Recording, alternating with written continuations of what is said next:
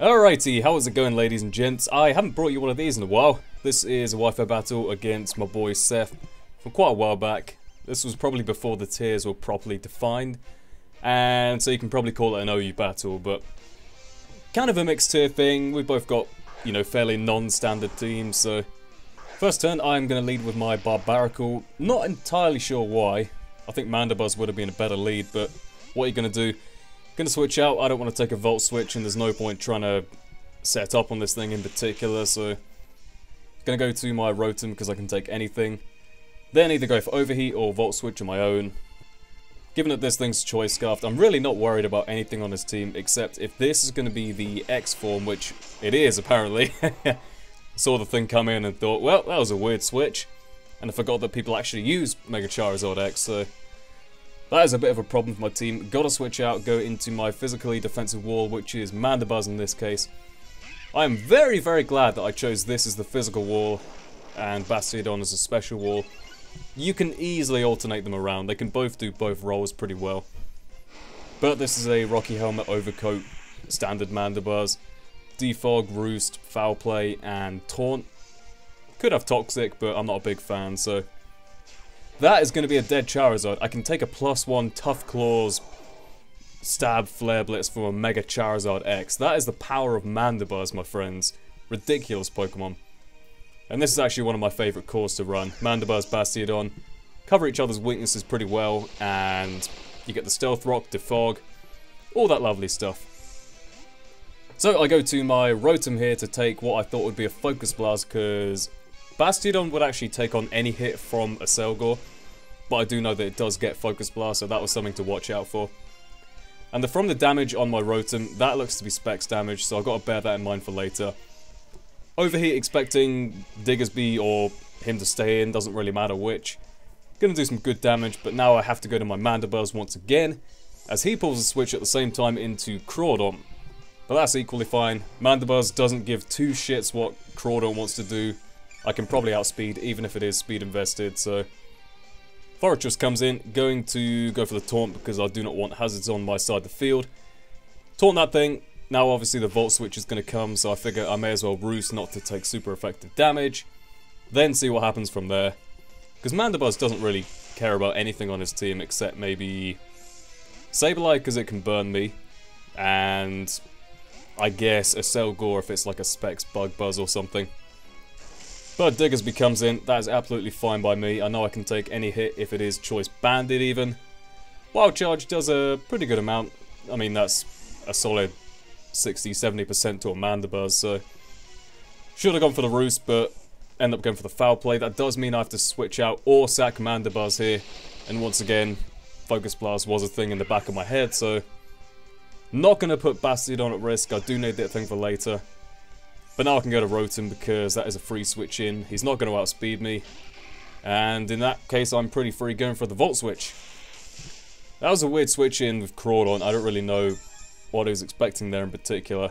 I could have gone for another Overheat, but Volt Switch was the best play there because I could have easily Volt Switched into Bastiodon if he did stay in. So go to my Whimsicott here, just go for the Moonblast, finish it off.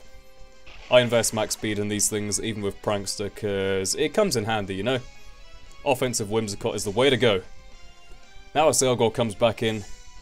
Don't want to take a Specs Bug Buzz, and once again, don't want to go to Bastiodon. I'm very protective of my Bastiodon, you've probably noticed. Go to Barbaracle because I don't really care about Barbaracle. I mean, Pyrotoz would wall it even after a Shell Smash, so kills me there with Specs Bug Buzz, I assume. Now I can go to my Bastiodon, not fearing anything in particular. Just go for them Stealth Rocks on this turn, I believe. It'd be nice to get up just for all the switching around with the old Selgor. But now, obviously I don't want to get burnt, so I got to switch. I'm going to make a switch into my Whimsicott. I could have gone to Rotom, I guess, but knockoff was another thing to worry about, and also I don't know what he would have done. But either way, Whimsicott seemed like a best switch because I can kill this thing with a Moonblast. But I am going to switch here, fearing the Pyrotoz to come in because it can take either of my stab moves.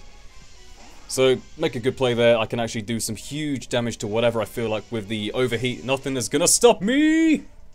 Even Sableye is going to take a big old chunk from it, which he ends up doing, not wanting to lose Fortress. But it basically means that I can ensure that rocks aren't spun away, and that I'm racking up damage whenever a Sableye comes in particular.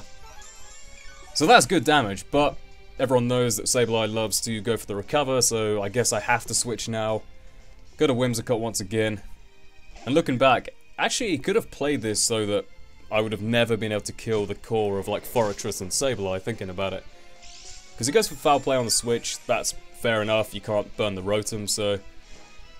He's actually going to go to... Well, I thought he would go to Fortress on this turn, which is what I was worried about. And I don't have like Leech Seed or whatever, so... I go for a Moonblast, just, I don't know, fingers crossed he might stay in, which apparently he does, so that definitely works out for me there. Take out the Sableye, Life Orb Moonblast, definitely going to kill from there, even with the recover. So now Fortress comes back in. I kind of want to save this thing in case I need it. It might have some use in the form of Tailwind later, so... Let's go into Bastiodon because it doesn't care what Fortress does. Fort switches out. I think it's only this and the Aselgor left at this point, so... This portion I'm actually going to speed up a little bit because it is basically just Bastiodon doing what Bastiodon does best. He's a steel wall! He gonna kill you all! I got Protect, I got Roar. What else do you need on a Bastiodon, you know? It's something that doesn't die unless you have some kind of super effective move. Like, you would need either some kind of powerful single super effective move like a Hydro Pump, or a quad super effective move like Fighting or Ground, which you think, with two quad weaknesses, it's not that great. But you'd be surprised how effective it can be if you can avoid those particular two types. Like I said, I was fearing Focus Blast, but I can, you know, scout around with other team members and protect, so... Like I said, Bastiodon is one of those Pokemon you never need any kind of attacking move. Unless you count Metal Burst, but...